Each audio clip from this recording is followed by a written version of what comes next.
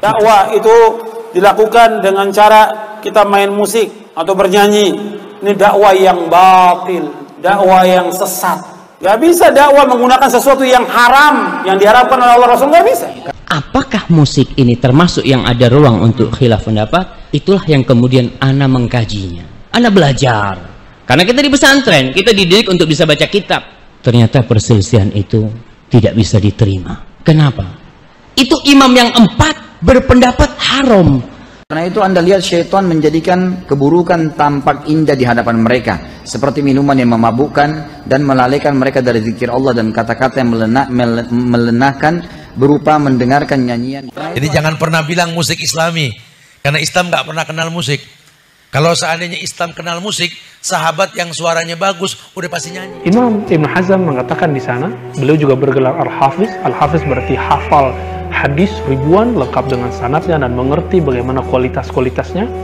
Beliau memastikan bahwa tidak ada satupun hadis yang sahih menurut Imam Ibn Hazm. Nah, ini kata kuncinya, menurut Imam Ibn Hazm tidak ada satu hadis pun yang sahih yang dapat digunakan untuk mengharamkan mendengarkan musik atau nyanyian. Manusia ada orang-orang yang mempergunakan kata-kata yang tidak berguna untuk menyesatkan manusia dari jalan Allah. Kata ulama tafsir, karena syaitan telah menunggangi manusia-manusia tersebut dengan lagu-lagu dan musik. Makanya aneh kalau dibilang, tapi kalau musik kata-katanya bagus itu boleh. Suruh tanggung dosa di hadapan Allah nanti itu orang ngomong. Ustadz sembarangan ngomong musik itu haram. Setengah umur saya itu dari musik, Ustadz. Dan anak-anak saya berhasil sekolah dengan musik. Mau saya kenyataan isi musik seperti itu, apa yang ente harapkan? Coba ente cari musik Islami berapa persen sih? Musik Islami nggak sampai 1% itu pun orang malas dengar. Maka kalau kita bilang musik pun asalnya haram, kebanyakannya juga apa? Haram. Tidak ada dalam agama Islam musik Islami, nggak ada. Semuanya nanti Islami. Nah, ini dalil para ulama terutama sekali yang membolehkan. Nah, sekarang kita akan bahas tentang bagaimana pandangan ulama. Cuma tidak jelas, jangan-jangan tidak jelas ini. Oh ya. Iya. Ta'addadat ara'ul fuqaha fi hukmil ghina. Di sini tetap ya para ulama itu berbeda pendapat dalam masalah hukum daripada ghina. Ghina itu maksudnya nyanyi atau musik. Ada yang mengatakan itu adalah haram. Hormatul ghina wasima'. Haram nyanyi dan mendengarnya. Ini pendapat pertama dulu yang mengatakan haram. Tidak boleh nyanyi, nyanyinya tidak boleh, mendengar nyanyian juga haram, tidak boleh.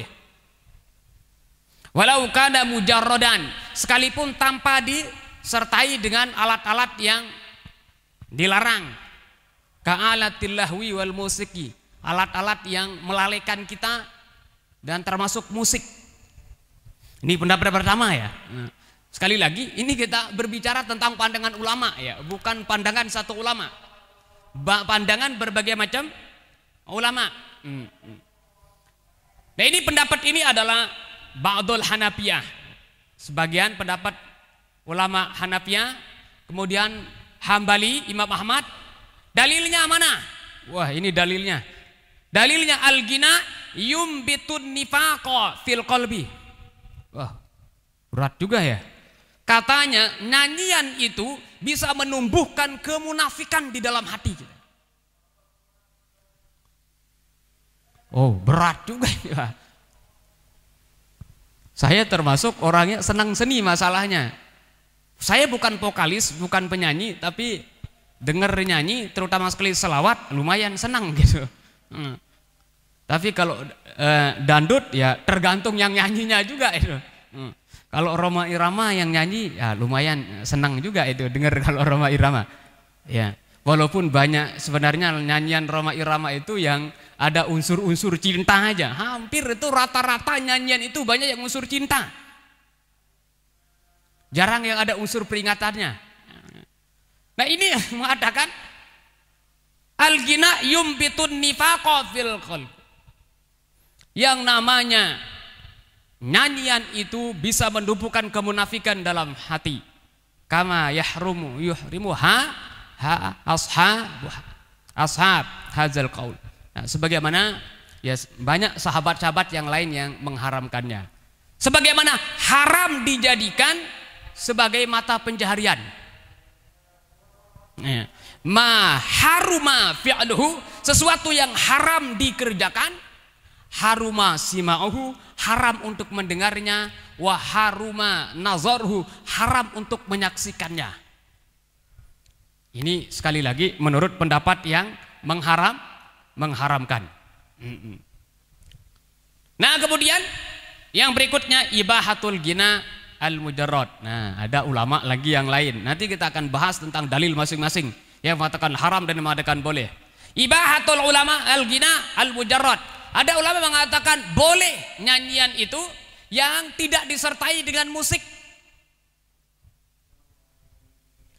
Wa ibahatu simai, kalau boleh dinyanyikan, boleh dilakukan, otomatis boleh untuk mendengarnya. Bila karohatin, tanpa ada unsur makruhnya, udah langsung ya mendengarnya boleh, menyaksikannya boleh. Ini tidak ada pendapat makruh ini. Nah, termasuk di sini yang punya pendapat adalah ashabu hadzal ra'yi hum al-malikiyah, itu pendapat Imam Malik. Ulama-ulama yang bermazhab Maliki wa ba'dul Hanafiyah wal Hanabilah. Sebagian pendapat Imam Hambali, Imam Hanafi juga mengatakan boleh. Kemudian berikutnya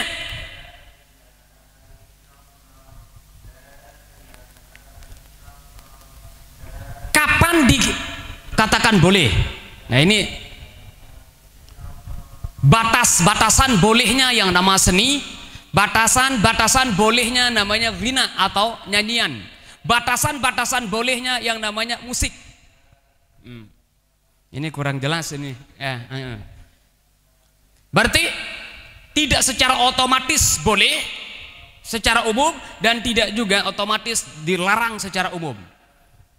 Ada ketentuan-ketentuan, batasan-batasan baru dikatakan boleh, ada batasan-batasan baru dikatakan haram. Nah, batasan baru dikatakan boleh di sini. Alla yakuna maudhu'ul ghina mukhalifan li adabil Islam. Nah, ini pertama dari segi judul ya. Judul lagunya itu jangan judul-judul yang bertentangan dengan ajaran Islam. Itu dari segi judul udah dinilai. Kalau ada judul-judul lagu yang bertentangan dengan Islam, bertentangan dengan ajaran Islam, apalagi ngeritik Islam, kalau itu lagu itu udah otomatis lagu itu adalah dihukum haram. Nauzubillah, summa nauzubillah min zalik. Ada apa lagi? Lagu-lagu yang mendorong atau membangkitkan syahwatnya seorang. Wah, itu udah otomatis haram. Apalagi dengan cara-cara lagi dibawakan. Nah, saya mohon maaf, walaupun saya bahas tentang lagu dan membahas tentang kebolehannya itu, saya termasuk orang yang cenderung tidak mendukung secara umum ya dangdut. Yang pertama biasa ya pakaiannya, kalau zaman dulu, sekarang saya jarang melihat gitu ya. Di rumah masalahnya TV ndak ada. Ya, saya ndak punya TV. Ya, akhirnya jarang lihat-lihat yang begitu. Saya punya HP, ada YouTube. Kalau di YouTube biasa saya nontonnya selawat aja. Ya. Nah, jangan sampai nanti ada di lagu itu unsur-unsur yang na'udzubillahi min dzalik membuat orang untuk ya perasaannya itu tidak nyaman. Atau ada keinginan-keinginan berbuat negatif dengan unsur lagu-lagu itu. Terus yang tadi ayakuna adaul mughanni wa tariqatuhu fil ghina khaliyah minat takasur. Jangan sampai cara, kalau tadi itu isi lagunya itu jangan sampai menimbulkan syahwat isi lagunya. Yang kedua, jangan sampai cara untuk membawakannya itu membuat orang itu menimbulkan syahwat. Kalau di Lombok itu apa ya? Kalau di Lombok itu ada namanya jangger namanya itu.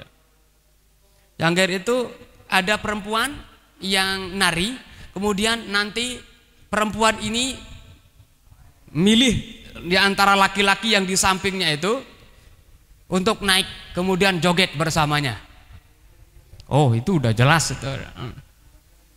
Itu budaya di Lombok. Lombok itu dekat dengan Bali. Dan sebelum adanya Islam di Lombok atau sebelum menyebarnya Islam di Lombok itu, budaya-budaya Bali itu masih kental. Terutama sekali yang kalau yang sekarang di Lombok Barat. Di Lombok Barat itu masih banyak unsur Balinya. Lalu di Lombok Timur dan Lombok Tengah udah bisa dikatakan habis. Nggak ada. Setelah adanya di NW itu yang paling terkenal itu Ormas, organisasi masyarakat namanya Nahdlatul Wathon, NW.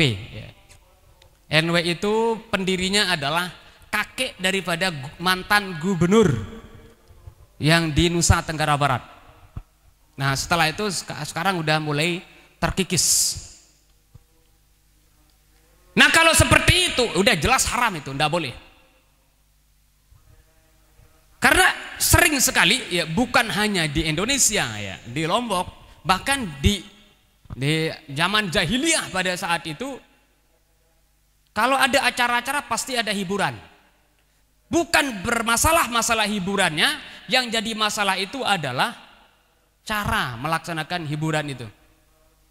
Ya buktinya ya, tadi saya waktu nikah dulu ada keluarga-keluarga yang datang ke saya. Dia mengatakan, Ustadz, sekarang ini tasyakurannya itu harus kita itu nyewa atau mendatangkan tadi jangger namanya di tempat saya itu. Kalau di sini apa namanya ya, jangger itu? Kayak legong itu, pokoknya joget gitu. Tapi perempuannya nanti pakai kipas biasa. Perempuannya itu nyari laki-laki, dipilih laki-laki, siapa yang dipilih itu yang bangun, terus nanti joget sama yang itu bangun itu. Itu ngeri itu. Nah, bayangkan saya sekelas ustadz itu mau diundangkan yang gitu. Ini orang nggak tahu, nggak paham ini orang. Masa ya Allah tabarakallah. Kita mau tasyakuran. Tasyakuran itu artinya adalah isti'malun ni'am, yaitu mensyukuri nikmat Allah, menggunakan nikmat Allah SWT sesuai dengan keinginan yang memberikan nikmat, yaitu Allah SWT, yaitu termasuk nikmat istri. Loh, istri itu termasuk nikmat yang sangat besar itu. Kalau dalam ajaran Islam, sekaya apapun orang, setinggi pangkat apapun orang, kalau tidak punya istri masih namanya miskin. Miskinun. Ya mohon maaf, mudah-mudahan tidak ada yang belum nikah di sini. Udah semua nikah ya. Kalau belum, aduh repot ini. Miskinun, tetap namanya miskin. Miskin, liman kana lahu malun, laki-laki maupun perempuan yang punya harta, wala zaujatala, tapi belum punya pasangan, tetap miskin aja namanya. Itu sebabnya dalam ajaran Islam itu, Pak, kalau di awal-awal Islam itu, tasyakuran itu cuma itu aja. Tasyakuran itu di saat punya istri, kemudian di saat punya anak. Di saat punya istri namanya walimatul urs, walimatul urs, kalau punya anak namanya aqiqah itu. Dan satu-satunya undangan yang wajib harus dipenuhi adalah undangan walimatul urs. Undangan tasyakuran di saat mengadakan resepsi pernikahan. Cuma itu aja, yang lain tidak ada. Cuma di Indonesia terlalu banyak tasyakuran itu di Indonesia itu. Bahkan orang mati kayak tasyakuran di Indonesia itu. Ya Allah tabarakallah. Di Indonesia itu kayak begitu. Di Lombok ada yang punya tradisi yang sangat ketat. Pertama 3 hari waktu orang mati itu bukan tasyakuran sebenarnya, itu sedekah ya. Tapi kayak tasyakuran ya hampir dikatakan wajib bagi mereka. Terus setelah itu 7 hari pas yang besar nanti ya 9 hari itu puncaknya, itu biasanya nyembelih. Itu di Lombok. Padahal dalam kondisi yang ya pertama udah meninggal dunia orang tuanya, tapi dibebani lagi dengan acara-acara yang seperti itu. Nah itu sebabnya banyak yang tidak setuju dari kalangan Salafi atau Wahabi acara itu. Tapi mereka ya sebenarnya gimana ya, keluarga kumpul, ini sekarang kita mau nyembelih sapi. Nah, sapi ini harganya 20 juta, gimana? Nah, punya saudara misalnya 4, berarti sama-sama 5 jutanya. Begitu modelnya. Terus diundang kayak orang tasyakuran. Nah itu ya jadi masalahnya. Yang diundang itu bukan hanya orang yang sekeliling di sekitarnya untuk zikir. Enggak. Yang berada di tempat yang jauh juga diundang. Padahal waktu ninggalnya udah hadir gitu. Nah, saya sampai mengkoreksi ya tradisi-tradisi yang yang seperti itu. Seharusnya kalau udah datang di waktu meninggal dunia untuk mendoakan, ya cukup gitu. Kenapa harus diundang lagi di waktu 9 harinya? Kayaknya enggak perlu lagi itu. Cukup hanya orang-orang di sekitarnya untuk zikir, dikasih sedekah, udah selesai. Seharusnya. Nah, di Indonesia itu terlalu banyak tasyakuran, khitan, gitu. Di Betawi itu orang khitan itu kayak orang, padahal mau dipotong itu, mau dipotong kulpahnya itu acara tasyakurannya gede juga itu. Waktu nikahnya, waktu khitannya, waktu 4 bulan dalam kandung, 4 bulan dalam kandungan, waktu 7 bulan ngadain lagi tuh, waktu melahirkan, apalagi itu waktu akikahnya, banyak sekali itu. Dan sebenarnya itu tidak ada sebelumnya, cuma karena itu menjadi budaya dilakukan. Tapi sebenarnya bagus kalau dia memang memiliki harta, memiliki duit gitu. Yang jadi masalah itu tidak punya duit kemudian berutang. Itu jadi masalah itu. La yukallifullahu nafsan illa wus'aha. Allah sendiri tidak membebankan kepada hambanya kecuali sesuai dengan kemampuannya. Itu yang sudah jelas-jelas wajib pun tidak dibebankan oleh Allah kecuali sesuai dengan kemampuan. Ini tidak wajib tapi membebankan diri dengan cara atau jalur berhutang dan sebagainya, itu sangat memberatkan sekali. Nah ini di Indonesia. Kalau di Arab agak simpel ya. Termasuk yang Salafi atau Wahabi, caranya mereka itu sodakoh. Karena kalau sodakoh semua ulama sepakat boleh kalau sodakoh. Nah kalau yang di Saudi Arabia caranya bagaimana? Kalau ada keluarganya meninggal, nanti dikumpulkan keluarga-keluarganya itu. Untuk apa dikumpulkan? Mereka mengatakan kita akan bangunkan masjid keluarga kita yang meninggal dunia ini. Ayo siapa di antara kalian yang ingin untuk apa? Untuk nyumbang, dan hasil sumbangan yang kita kumpulkan, setelah terkumpul kita bangunkan masjid di mana? Nah, begitu sistemnya kalau di Saudi. Nah termasuk masjid tempat saya, namanya Masjid Al-Muqrin di Jalan Talas 5, itu sumbangan dari Saudi 400 juta. Namanya Masjid Al-Muqrin namanya. Mukrin. Kenapa dikatakan Masjid Al-Muqrin? Karena yang disumbangkan itu atau keluarga yang menyumbangnya itu yang meninggal dunia namanya Al-Muqrin namanya. Sehingga diberi nama Masjid Al-Muqrin sampai sekarang.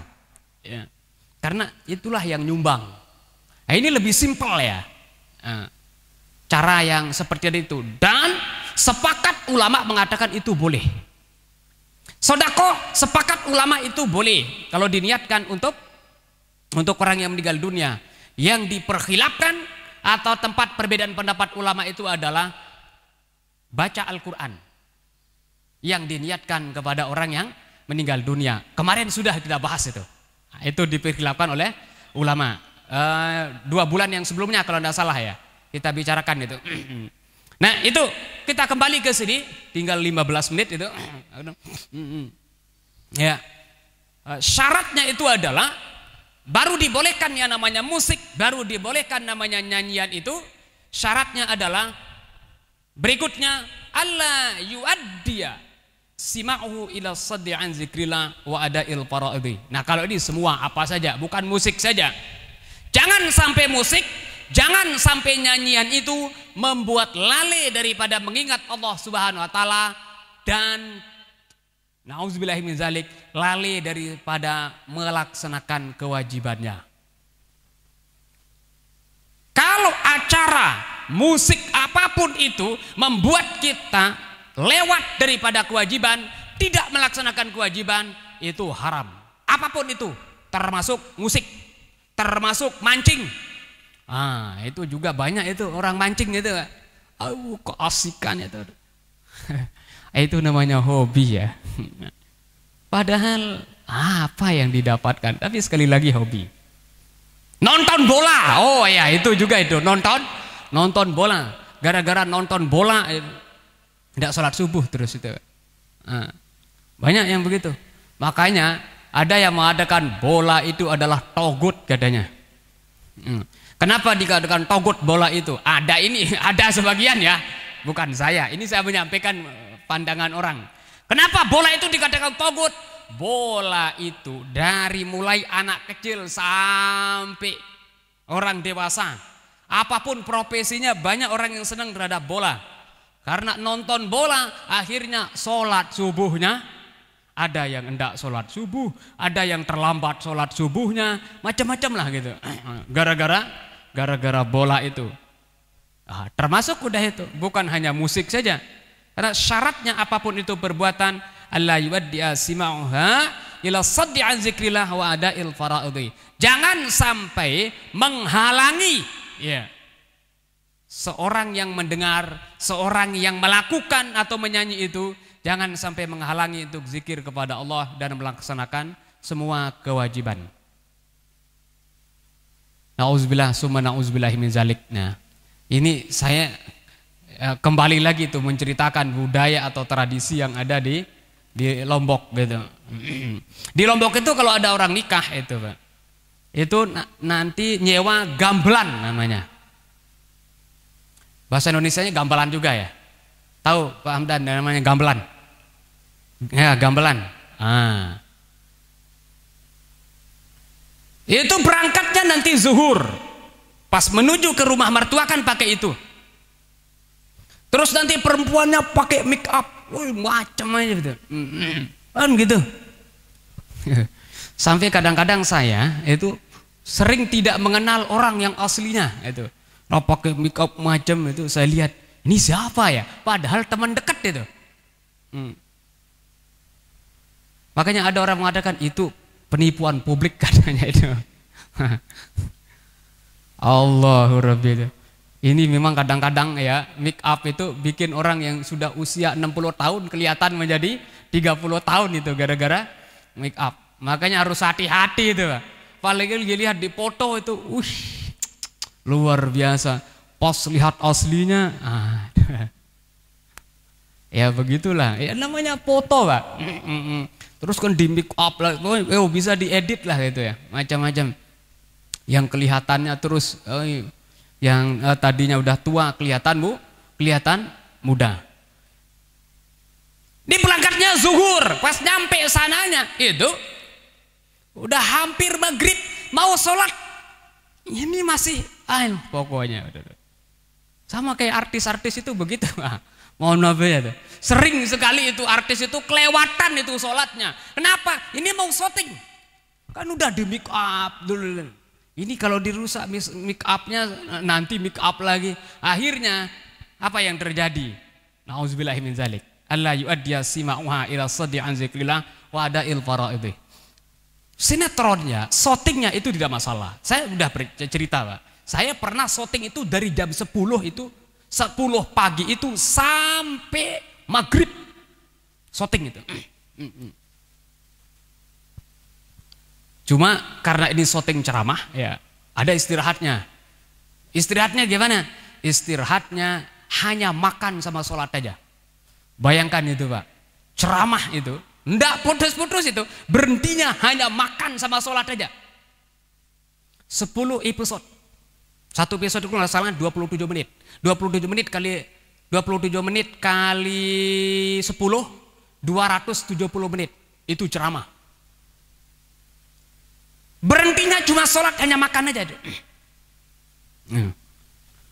Terus di make up. Cuma kan kalau kita gampang aja itu ya. Karena ini syuting harus di layar, ya harus ya jangan kelihatan itu kayak kayak orang keringatan dan sebagainya, enggak boleh. Di make up itu. Masuk saya di ruang make up perempuan. Ya Allah, tabarakallah. Tapi agak sedikit paham, tinggal digini-gini kan aja sedikit, udah selesai.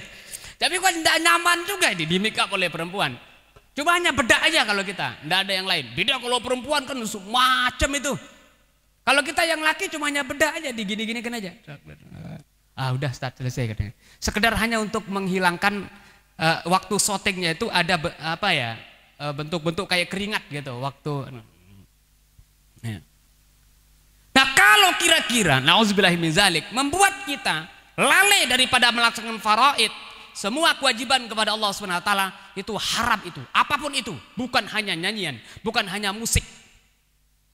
Bahkan sesuatu yang tidak dipikirkan oleh ulama itu tetap haram kalau menghalangi untuk menjalankan kewajiban kita kepada Allah Subhanahu wa taala. Termasuk yang diperkenalkan ulama, nanti tidak tahu mungkin kita bahas catur. Catur dalam pandangan 4 mazhab, bagaimana hukum catur dengan dalil masing-masing. Ya, nanti kita lihat apakah pertemuan yang akan datang bahas tentang catur atau bagaimana. Karena ini yang diperkhilafkan tentang masalah catur. Tapi kalau catur udah dilombakan ya di Indonesia ya, karena ini untuk melatih ini melatih berpikir lah ya.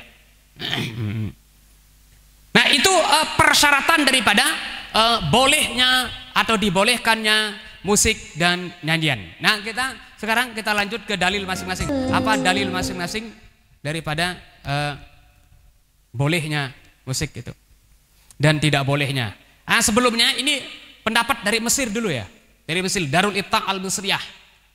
Pendapat ulama-ulama Mesir mengatakan al-aghani wal musiqi minha ma huwa mubah, hampir mirip-mirip kayak tadi ya. Ya, nyanyian dan musik itu ada yang boleh, ada yang haram.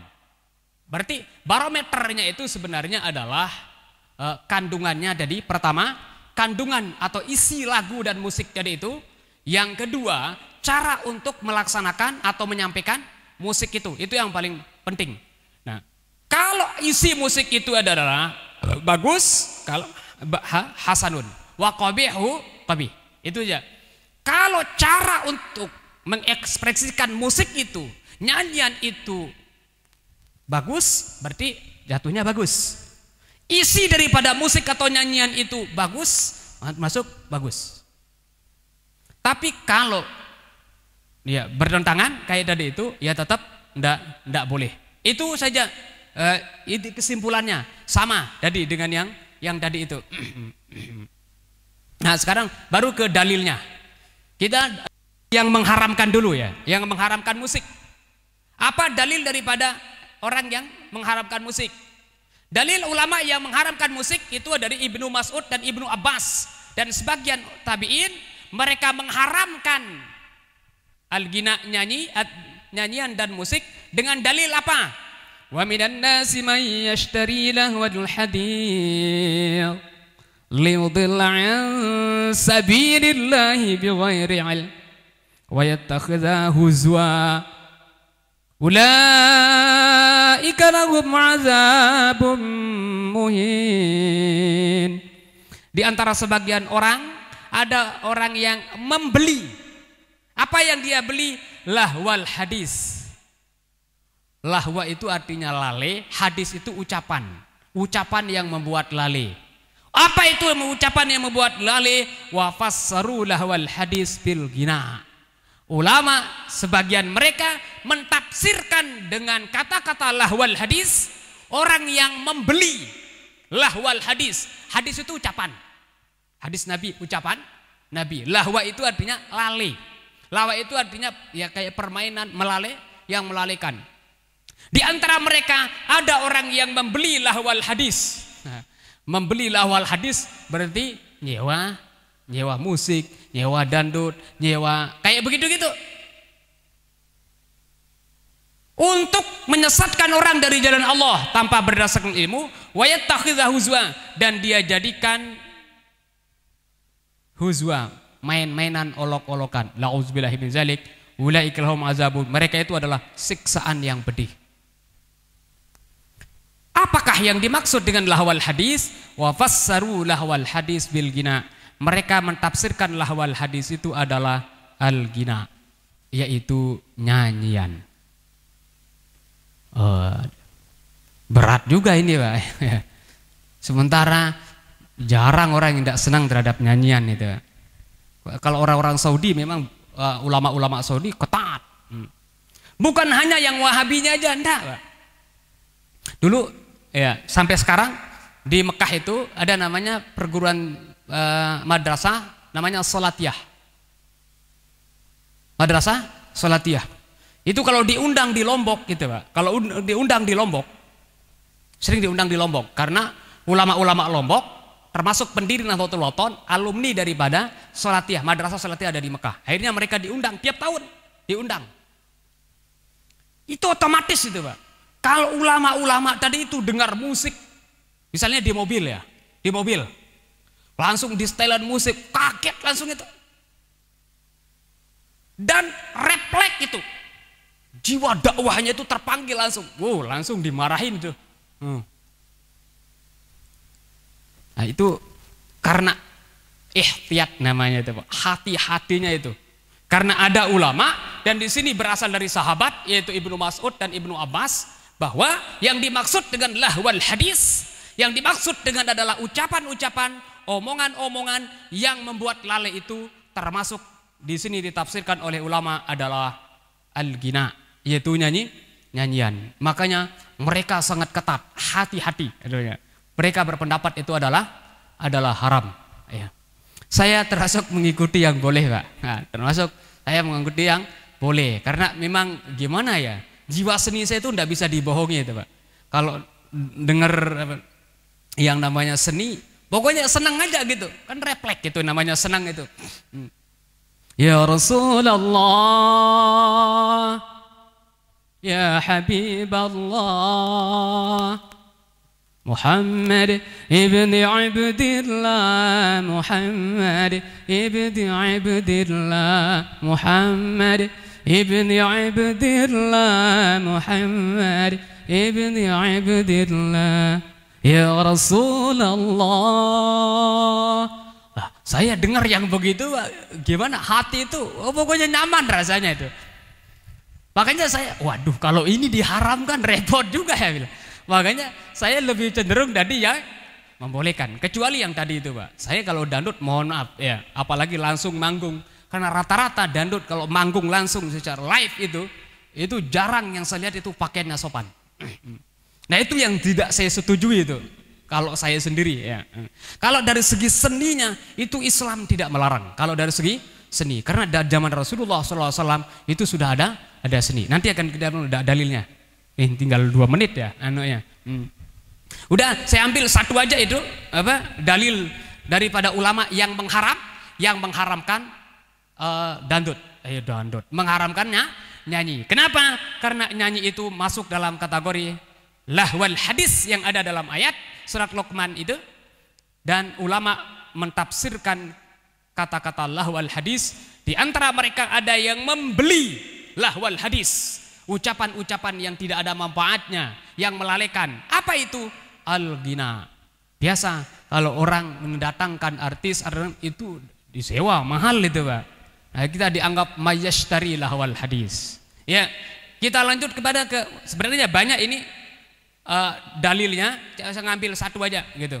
Nah sekarang dalil yang membolehkan aja. Dalil yang membolehkan. Apa dalil ulama yang membolehkan? Oh, dalil ulama yang membolehkan itu adalah di sini hadis ya. Rasulullah SAW yang menemukan dua orang budak di rumah Siti Aisyah. Dan budak tadi itu nyanyi. 2 orang budak itu nyanyi. Dibentak oleh Abu Bakar. Karena Siti Aisyah adalah putri dari Abu Bakar. Nah, namanya bapak itu tidak segan-segan untuk memperikatkan anak. Ente ini kenapa? Dia dibiarkan orang nyanyi di rumahnya Rasulullah SAW. Kata Abu Bakar. Rasulullah pada saat itu ada. Apa kata Rasulullah SAW? Rasulullah mengatakan dakhuma. Udah, biarkan aja. Kata Rasulullah SAW. Biarkan aja perempuan itu. Bukan perempuan yang kecil, enggak. Perempuan yang sudah besar, tadi namanya jariyah, itu pembantu atau budak, 2 orang nyanyi di rumahnya Rasulullah SAW, di rumah Siti Aisyah, kemudian dibentak oleh Abu Bakar. Tapi Rasulullah SAW mengatakan dakhuma ya Aba Bakrin, wahai Abu Bakar, udah biarin aja keduanya untuk nyanyi. Nah, pas udah jam 1 ya. Udah cukup aja satu aja yang saya ambil dalil yang mengharamkan dan dalil yang menghalalkan masalah nyanyian dan musik. Intinya sekali lagi, musik itu menurut kesimpulan sebagian ulama ataupun nyanyian itu dibolehkan selama tadi tidak ada hal-hal yang haram terdapat di dalamnya. Isi kandungan nyanyian itu tidak mengandung sesuatu yang membangkitkan syahwat. Kemudian cara untuk mengekspresikan seni tadi itu juga tidak bertentangan dengan aturan Allah dan Rasul. Maka sebagian ulama mengatakan boleh. Kemudian sebagian yang lain mengatakan tetap haram itu, sekalipun itu hanya nyanyian saja atau sekalipun tanpa disertai dengan musik, sekalipun itu tidak ada unsur-unsur yang haram di dalamnya. Nah, silakan sekarang para jamaah tinggal mau milih yang mana. Mau milih yang haram silakan, tapi kalau ada yang melakukannya ya dia maklumi karena mereka juga mengikuti ulama-ulama yang membolehkan. Terima kasih atas segala perhatiannya. Jazakumullah khairan katsira. Mohon maaf atas segala kekurangannya. Wallahul muwaffiq wal hadi ila sabilir rasyad. Wassalamualaikum warahmatullahi wabarakatuh.